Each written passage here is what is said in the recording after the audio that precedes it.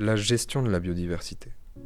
Vous en avez déjà probablement entendu parler, mais vous êtes-vous déjà questionné sur ce sujet? Savez-vous vraiment de quoi il s'agit? Étudiant en écologie, nous avons réalisé à quel point ce sujet était vaste et que la définition même de ce qu'est la biodiversité est en fait très floue. Dans ce reportage, nous vous emmènerons avec nous dans nos recherches et notre réflexion. Qu'est-ce que la biodiversité? Pourquoi essayons-nous de la gérer et comment?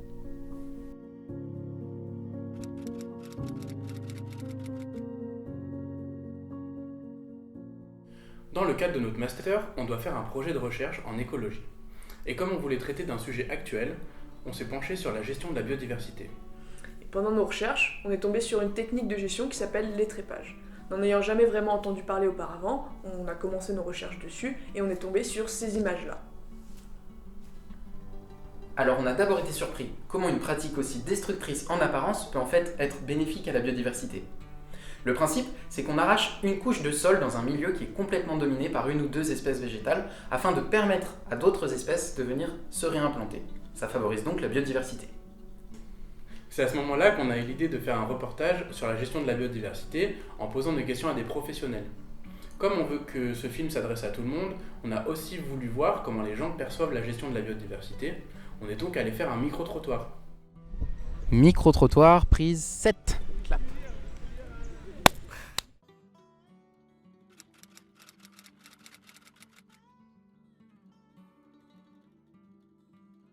C'est l'ensemble de la faune et de la flore Ok. qui ont besoin chacun l'un de l'autre pour vivre ensemble. Ok. Et puis la biodiversité, il y a plein de choses. Nous, les plantes, les animaux, l'air autour de nous. Voilà. Moi je pense aussi surtout aux animaux. Mais tous les animaux marins, les animaux sous terre et leur rapport de chaîne alimentaire aussi, tout ça. Et donc les écosystèmes, tout va s'influencer un peu en fait. Alors pour moi, la biodiversité, c'est de préserver des endroits où il y a soit des insectes, soit des plantes qu'il faut garder le plus longtemps possible pour préserver cette nature sur Terre en fait. Pour moi, c'est les êtres vivants qui nous entourent, tout ça, végétaux, animaux, ça fait partie de la biodiversité pour moi. Ouais, pareil. Ouais. Pour moi, la biodiversité, c'est qu'il y a une variabilité génétique entre les différentes plantes, les différents insectes.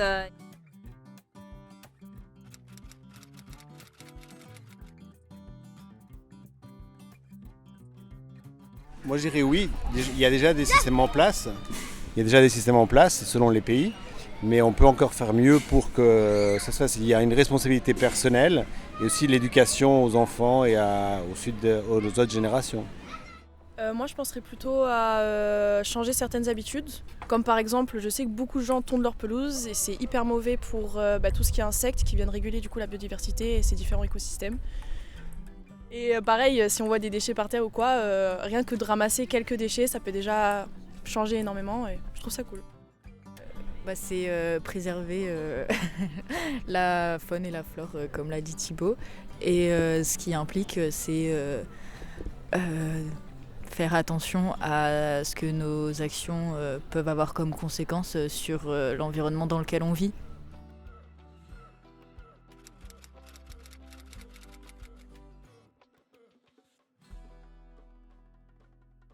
Pendant les micro-trottoirs, nous avons montré des images aux participants représentant des pratiques de gestion différentes. Nous leur avons demandé de classer ces méthodes dans 2 catégories, favorables ou défavorables pour la biodiversité, afin de comprendre comment le public se représente ce qu'est la gestion.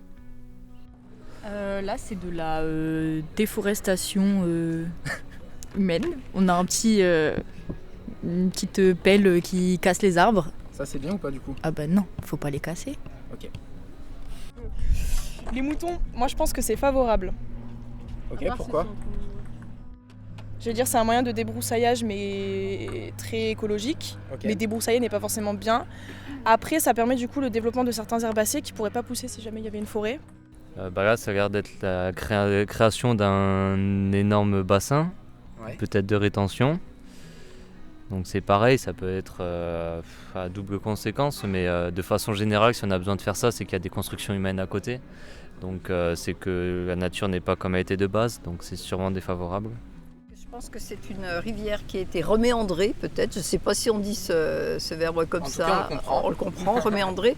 Et du coup, pourquoi on n'a pas laissé faire la nature? Et la dernière, c'est des jeunes gens qui ramassent les déchets dans une forêt. Donc on va dire que c'est plutôt une bonne action.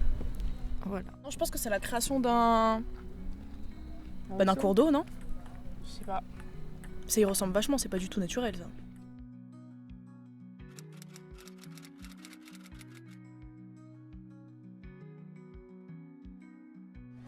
Moi, je pense qu'une des questions, c'est comment enseigner la préservation de la biodiversité, pas seulement à l'université, mais aussi dès qu'ils sont plus petits, pour que ce soit quelque chose qui soit ancré chez les enfants et que ce soit plus culturel qu'une information qui soit obligée d'être passée pour que les gens gardent cette idée de le faire, en fait. Oui, sur le fait que certaines actions à long terme sont bonnes pour la préservation de la biodiversité, mais ça change quand même le cours des choses qui auraient été naturelles et donc sûrement mieux. Et puis pour la construction de la mare, ça quand même engendre des pollutions et des nuisances sonores pour l'habitat qu'il y a autour. Donc faut peser aussi le pour et le contre à long et à court terme, je suppose. Suite à cette discussion, nous sommes arrivés à un constat. Les notions de biodiversité et de gestion qui l'entourent sont assez floues. On a un peu tendance à penser que la biodiversité, c'est la nature. Il va donc falloir qu'on éclaircisse tout ça. Quand on parle de gestion, c'est encore plus vague et on voit que les techniques utilisées ne sont pas très connues du grand public. Certaines sont parfois même un peu contre-intuitives, comme les trépages par exemple. Avec le jeu, pendant le tri des images, on se rend compte qu'il y a deux types de profils différents. Les personnes qui voient la gestion comme quelque chose de passif, où on laisse la nature faire, et les autres qui voient quelque chose d'actif, où on intervient dans l'écosystème afin de favoriser la biodiversité. On a donc voulu discuter de tout ça avec deux experts afin d'essayer de démêler ces grandes notions que sont biodiversité et gestion de la biodiversité.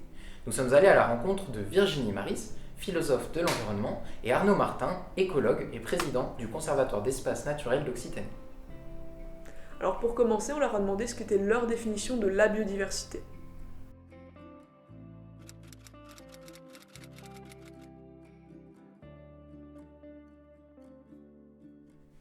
Donc la biodiversité, ça reçoit une définition précise, technique scientifiquement, qui est la diversité du vivant à ses différents niveaux d'organisation. Et en général, on ajoute également ainsi que la diversité des interactions entre les différents compartiments du vivant. Donc ça, c'est la définition scientifique et c'est assez intéressant de la garder à l'esprit pour se souvenir que la biodiversité, ça n'est pas le vivant ou ça n'est pas la nature, c'est une propriété du vivant ou de la nature, à savoir sa diversité.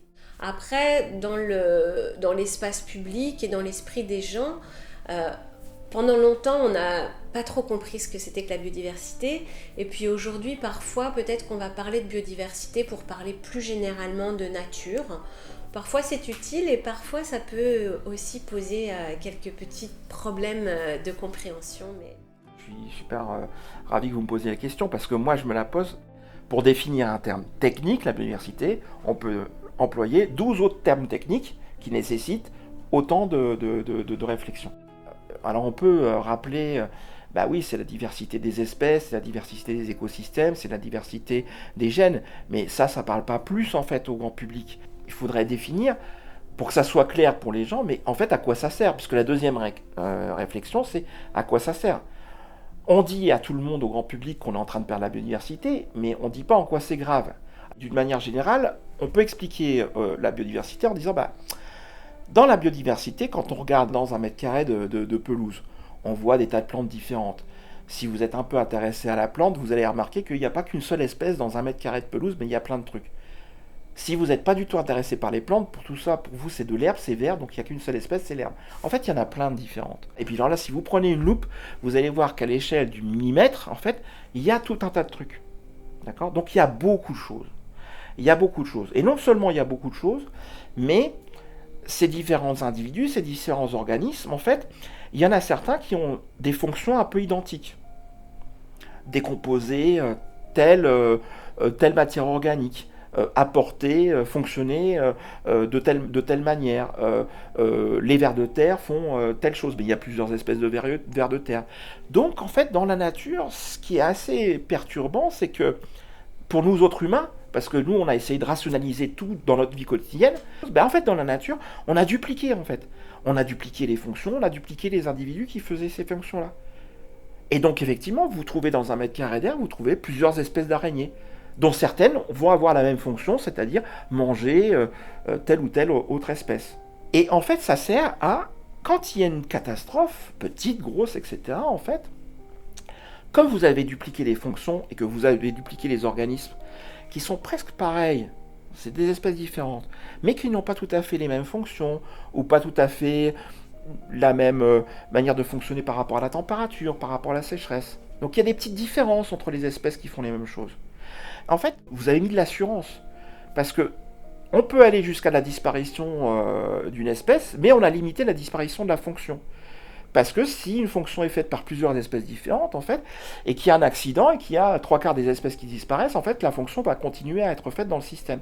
Donc le système, il va continuer à fonctionner. Donc la biodiversité, pour moi, c'est un outil qu'a inventé la nature, entre guillemets, pour pouvoir survivre, en fait, pour pouvoir continuer. On est dans le système, et quelque part, on ne sait pas expliquer que pour notre survie à nous, c'est important d'avoir telle espèce d'arbre, ou tant d'espèces d'arbres, ou tant d'espèces de lombrics. Ce qui est important, c'est de maintenir la capacité du système, justement, à fabriquer sa résilience, notamment par la redondance d'espèces et de fonctionnalités. On voit donc que la notion de biodiversité est bien plus complexe que ce que l'on pensait. La biodiversité, ce n'est pas seulement la nature dans le sens de l'ensemble des êtres vivants et sa diversité, c'est en fait une propriété de la nature qui a son importance et sa fonction.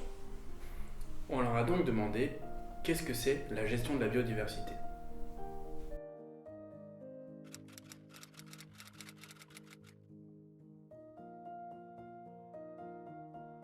D'abord, la biologie de la conservation, au début c'est une discipline qui est devenue un peu interdisciplinaire, on s'est mis à parler des sciences de la conservation, mais ça joue entre guillemets à la fois dans les sciences elles-mêmes, mieux comprendre la biodiversité, ses schémas de distribution, les pressions qui pèsent sur elle, les possibilités dont on dispose pour inverser par exemple des tendances de déclin de la biodiversité, donc tout ça c'est dans le champ des sciences. Dans le champ de la conservation, il y a aussi tout ce qui relève des politiques publiques. Quand on a par exemple en 2016 en France la loi sur la biodiversité, ou quand on crée des aires protégées, ou quand on crée des législations sur la protection des espèces, on peut dire que tout ça ce sont des politiques de conservation.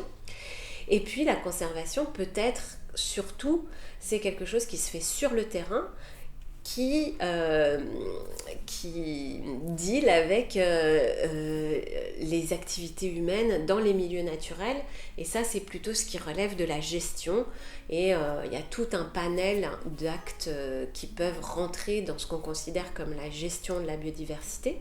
Parfois, c'est extrêmement minimaliste, simplement s'abstenir de telle ou telle pratique à l'intérieur d'un espace protégé, comme s'abstenir d'y chasser, s'abstenir d'y prélever des éléments naturels. Parfois, ça peut être des approches beaucoup plus interventionnistes. On peut donner des coups de pouce à certaines espèces, on peut transformer les milieux, on peut tenter de les restaurer. Donc la gestion, ça va être comment se pratique la conservation quand on arrive sur le terrain. La gestion, qu'est-ce que c'est ? La gestion, c'est toute une facette d'action en fait, qui va de ne rien faire du tout à avoir, je dirais, une gestion relativement fine sur le terrain. Sur les zones de lagunes, par exemple, la régulation des niveaux d'eau est importante pour la nidification de certains laromimicoles. Une des problématiques des laromimicoles, c'est la prédation. D'accord ? Donc le niveau d'eau dans les étangs est une donnée importante. Alors évidemment, si on n'avait pas, nous les humains, avoir une emprise aussi grande sur le territoire, on n'aurait pas besoin de ça. Parce que qu'est-ce qui se passait il y a 200 ans en fait ? Personne ne régulait quoi que ce soit. Et la nature s'en portait pas plus mal. Mais ce qui se passait, c'est que votre littoral, vos étangs, chaque année, ils étaient reconfigurés à l'occasion des crues du Rhône, des crues des rivières, etc. Donc vous aviez une modification permanente des étangs et pour les larolimicoles, vous aviez des sites de nidification qui étaient plus ou moins favorables, qui variaient d'une année sur l'autre. Là, on a quand même un peu figé l'espace, c'est une des problématiques. Et donc, comme l'espace est un peu figé, on est obligé de regarder, mais c'est quoi les besoins des espèces ? Comment se fait la régulation entre les larolimicoles et les prédateurs, les machins, etc. Et d'intervenir pour garantir, par exemple, qu'il y ait des niveaux d'eau pour éviter que, typiquement par rapport aux avocettes ou aux échasses, que les renards ou les blaireaux, ils aient trop facilement accès au nid. Parce que l'objectif, là, c'est de préserver l'espèce en question. Le financement de la biodiversité, aujourd'hui, ça va peut-être changer dans les prochaines années, mais aujourd'hui, 90 ou 95% du financement de la biodiversité, c'est du financement public. Donc plusieurs acteurs publics, puisqu'il y a plusieurs acteurs publics qui sont capables de financer. Vous avez l'État, très bien, vous avez la région, vous avez les départements, vous avez les communautés de communes, vous avez les agences de l'eau, parce que les agences de l'eau prélèvent un impôt, si vous voulez, et elles financent aussi pour la biodiversité, et puis il y a l'Europe. Donc quelque part, dans cette galaxie d'acteurs financiers, nous, en fait, on sollicite tous ces acteurs-là, suivant les projets, c'est différent suivant les projets, etc. Tous les financements sont sur projet. Mais il y a une balance, et aujourd'hui, c'est un travail de tous les jours. Nos conservatoires, la Fédération des conservatoires, fait un travail de lobbying politique auprès des élus, du ministère, etc., quotidien, pour préserver les fonds publics, enfin en tout cas ceux du ministère, pour la biodiversité. Donc on arrive, c'est pas la fête, mais on arrive, si vous voulez, à maintenir ça. Est-ce qu'on va arriver à le maintenir dans les prochaines années ?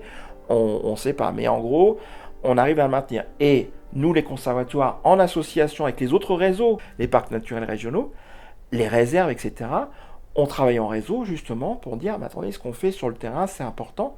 Et on permet finalement à quoi ? On permet à l'État français, petit à petit, d'envisager de pouvoir respecter les engagements qu'il a lui-même pris au niveau international. Est-ce qu'aujourd'hui, on dédie suffisamment de moyens à la protection de la biodiversité dans notre société ? Selon moi, clairement non. Clairement non. D'ailleurs, les tendances de la biodiversité, en dépit de politiques de biodiversité et d'annonces en faveur de la biodiversité retentissantes, tous les indicateurs sont assez négatifs. Alors, on pourrait diviser un petit peu ce constat, parce qu'il faut aussi garder un peu d'espoir. Quand on décide de mettre le paquet pour protéger la biodiversité, on a des résultats assez encourageants. On a des résultats encourageants sur les espèces cibles de certains plans nationaux d'action. On a des résultats encourageants sur l'état écologique dans les espaces à protection forte. Et puis on a des résultats encourageants, on va dire un petit peu, qui peuvent même surprendre les gestionnaires eux-mêmes.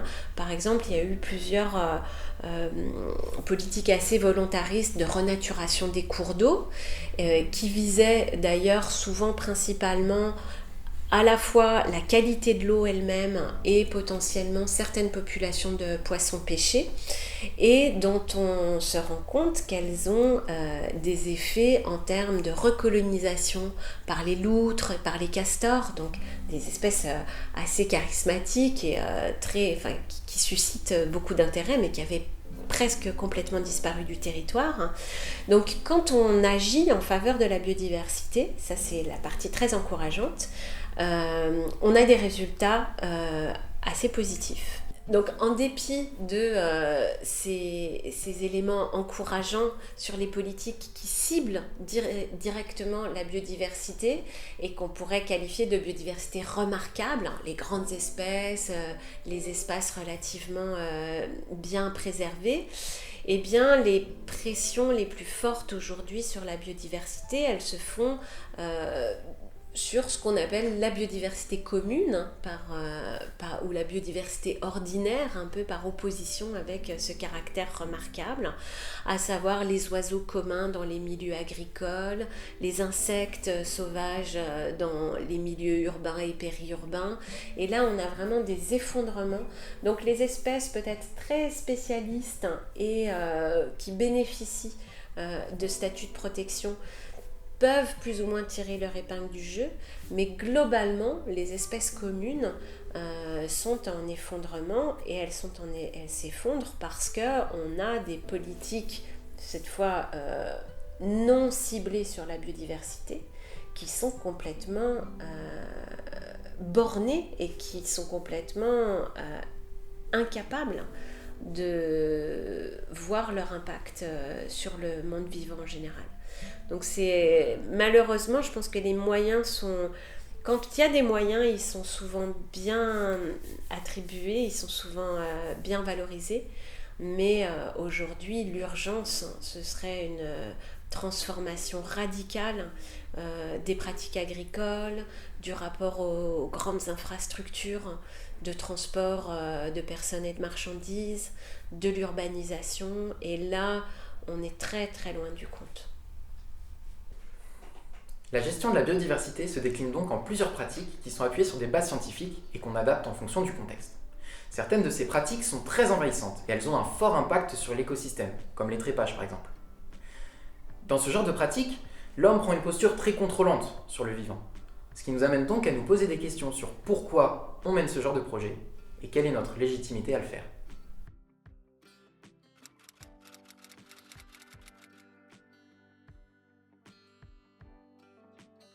C'est une question qui est très difficile et on pourrait essayer de diviser un petit peu la réponse qu'on lui apporte. En fait, on se met à parler de conservation de la biodiversité à un moment où on réalise à quel point elle est vulnérable, à quel point elle est en danger. Pendant très longtemps, dans l'histoire de l'humanité, on a pensé que la nature et donc sa diversité, c'était une sorte de toile de fond, quelque chose qui se déroulait sans nous, quelque chose qui ne nécessitait pas qu'on intervienne.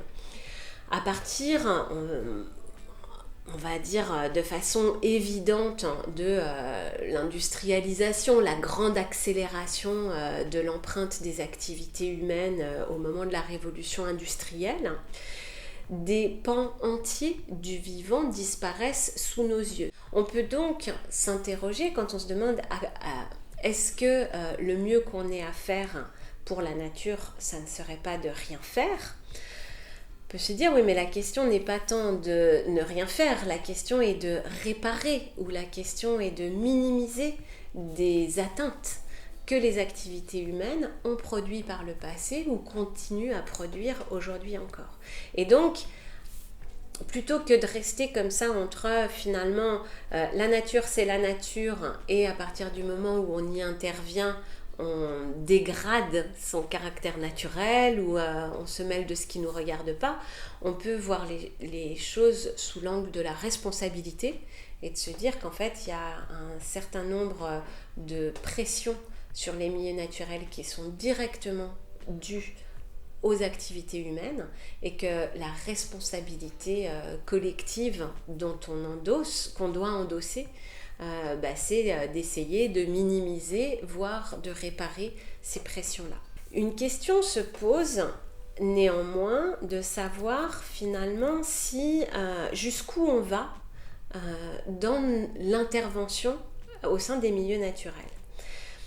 Beaucoup d'environnementalistes, philosophes, intellectuels ou simplement de personnes qui s'intéressent à notre rapport à la nature ont pu déplorer, critiquer une tendance des sociétés humaines et tout particulièrement dans notre société occidentale contemporaine à se prendre pour maître et possesseur du monde naturel. Et on peut voir dans cette division du monde et dans la hiérarchie entre les humains qui seraient au sommet de la pyramide et puis le reste de la nature qui serait un simple moyen à notre disposition, une des racines de notre problème avec le monde naturel, une des racines de la surexploitation des ressources, etc., etc.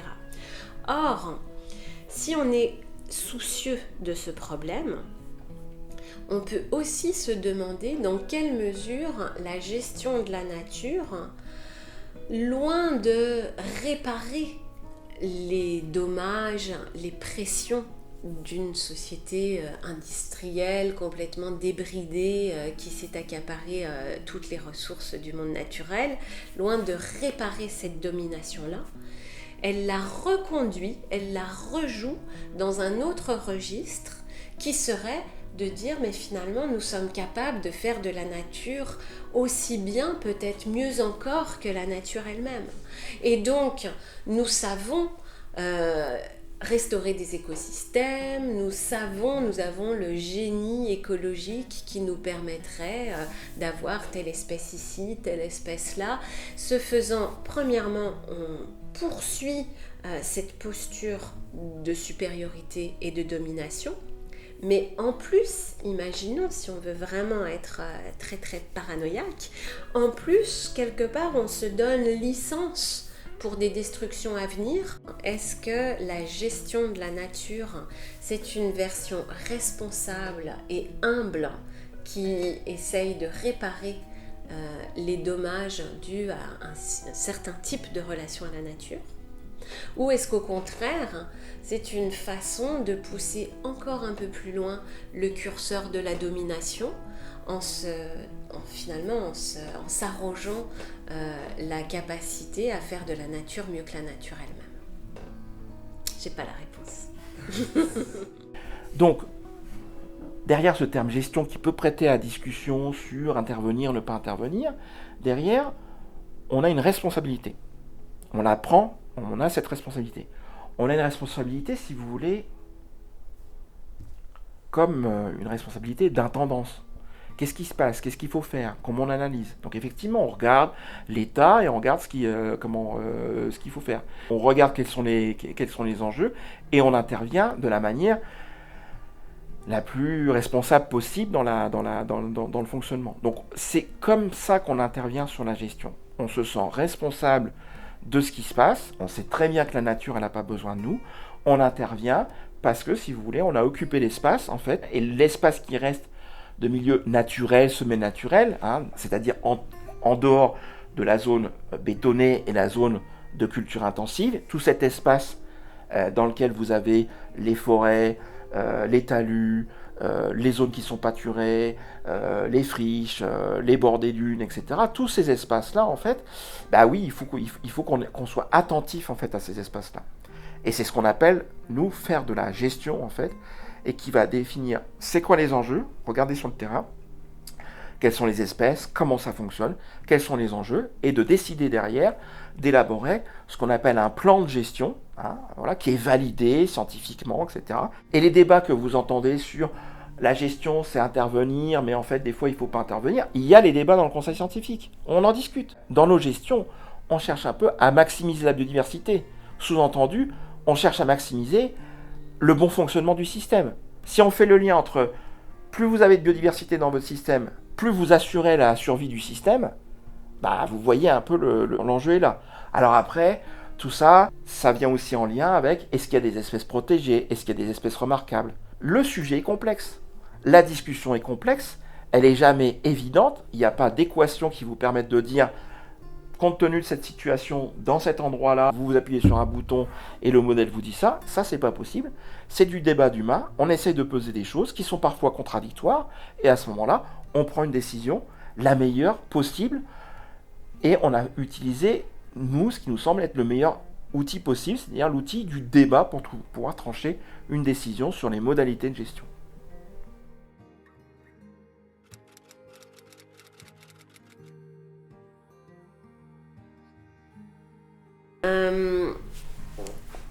Donc jusqu'où aller pour protéger la nature, la biodiversité? Est-ce qu'il y a une limite, un niveau d'interventionnisme qu'on devrait s'interdire? Alors, déjà, c'est très compliqué de cerner finalement les raisons pour lesquelles on intervient. Il y a des raisons différentes. Parfois, on intervient pour réparer. Il y a eu une transformation forte du milieu. Par exemple, c'est ce qui se passe à chaque fois qu'on a une carrière et qu'on va ensuite faire de la réhabilitation écologique après une activité extractive. Il y a beaucoup de réparations qui interviennent après des accidents, quand on a malheureusement la rupture d'un pipeline avec des déversements d'hydrocarbures, que ce soit en milieu terrestre ou marin. Bon, voilà, il y a plein de choses où il s'agit de réparer. Parfois, il s'agit maintenant même de réparer compenser. On ne fait plus trop bien la différence, à savoir, voilà, on veut faire passer un contournement autoroutier à tel endroit. La loi nous l'interdit, donc on va obtenir des dérogations à l'interdiction de destruction d'espèces protégées, dérogations qui vont être conditionnées au fait qu'on met en place des mesures de compensation. En tout cas, dans tous ces cas-là, l'idée c'est qu'à un moment, il y a un impact et l'intervention est là pour objectif de réparer l'impact, voire de le compenser. Et on peut dire que dans ces cas-là, l'intervention, elle est circonscrite dans le temps. C'est-à-dire qu'on avait un état des lieux pré-impact, et ce qu'on essaye de faire par notre mesure de gestion, c'est de revenir soit à l'état pré-impact, soit aujourd'hui, on va le formuler autrement, on va dire à la trajectoire évolutive qu'aurait eu ce système-là avant l'impact. Bon, dans ces cas-là, moi je dirais que la limite à se fixer, c'est d'abord une limite de faisabilité. On ne va pas dépenser de l'énergie humaine et économique et matérielle pour réparer l'irréparable, par exemple. Après, il y a d'autres catégories d'intervention et de gestion qui n'ont pas vocation à s'arrêter dans le temps, qui sont de la gestion permanente, par exemple pour maintenir des éléments qui par ailleurs seraient menacés. Là je vais mettre un exemple concret parce que sinon ça paraît trop abstrait, la question du maintien des milieux ouverts par le pâturage. Alors l'enjeu n'est plus de revenir à un état avant un impact humain, au contraire l'enjeu est de mimer dans un contexte culturel, économique différent, des activités humaines traditionnelles comme le pâturage en moyenne montagne par exemple, qui peut dans certains cas ne plus se trouver aujourd'hui très favorable économiquement, mais qu'on va encourager dans le cadre d'une gestion de prairies par exemple.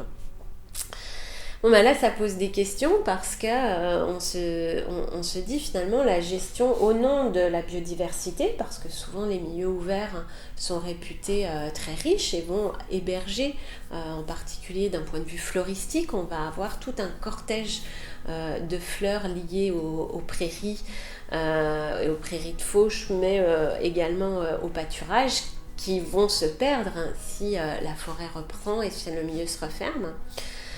Mais on rentre comme ça dans un cycle permanent. Moi je trouve ça assez compliqué et j'ai l'impression que c'est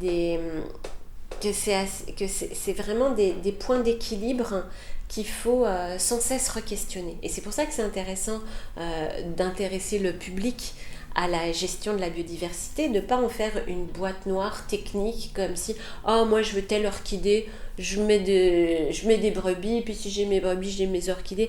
Non, en réalité, c'est quelque chose qui va se renégocier en permanence. En France, on est vraiment fétichiste des milieux ouverts. Là, faut pas que les milieux se referment.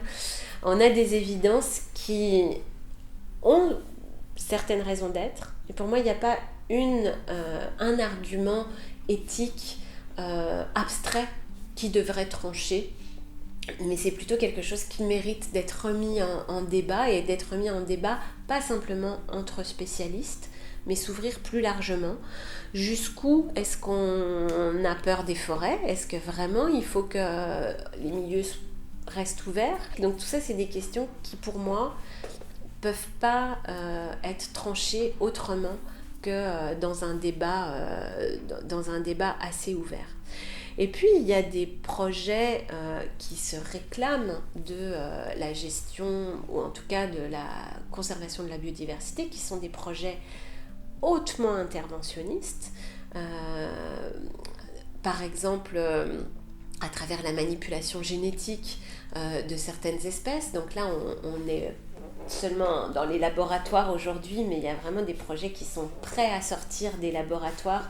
Par exemple, en édition de gènes, donc c'est ce qu'on appelle les technologies CRISPR-Cas9, là c'est les ciseaux génétiques, ou pour gérer par exemple une population exotique envahissante de rongeurs sur une île, on pourrait propager dans cette population un gène qu'on appellerait un gène suicidaire qui va faire qu'en l'espace de 3 ou 4 générations, la population de rats se stérilise automatiquement et donc on gère comme ça avec une édition génétique une population complète jusqu'à son auto-extinction.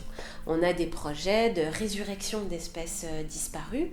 On a des gens qui travaillent actuellement sur le mammouth laineux en Russie, sur le dodo aux États-Unis, où on essaye de retrouver du génome de mammouth en l'occurrence, et à travers de l'amplification et différentes techniques, notamment de clonage auprès d'espèces parentes, essayer de faire revivre le mammouth laineux. C'est des projets qui, à mon sens, sont totalement délirants, mais qui s'inscrivent dans une logique de protection, réparation de la biodiversité. Et selon moi, il ne faut absolument pas laisser ces débats-là dans les mains d'un petit groupe de personnes. C'est vraiment des sujets de société qui nous obligent à repenser notre rapport au monde. Au vu de l'état actuel de la biodiversité et en reconnaissant notre responsabilité dans sa destruction, la gestion devient un outil essentiel qui nécessite de questionner notre relation au vivant. Pour terminer, nous aimerions vous partager la conclusion de notre entretien avec Virginie Maris. Il me semble qu'il y a un message à retenir. Alors, concernant la gestion de la biodiversité, peut-être que le mot gestion est mal choisi, mais pour les praticiens de la biodiversité, je pense que ce sont bien souvent les mieux placés pour savoir que la diversité est une chose extrêmement importante dans toutes ses dimensions. Et donc pour les pratiques elles-mêmes, éviter les solutions hégémoniques, l'application notamment des politiques publiques qui vont proposer à travers l'ensemble du territoire d'appliquer une seule et même approche. Je pense que ça, c'est vraiment la précaution qu'il faut garder à l'esprit. Si la diversité du vivant a une valeur incroyable, alors la diversité de nos relations à ce vivant doit aussi être valorisée. Et donc, peut-être qu'il faut éviter la pensée unique et moduler comme ça les réponses en fonction des circonstances, expérimenter plein de choses différentes.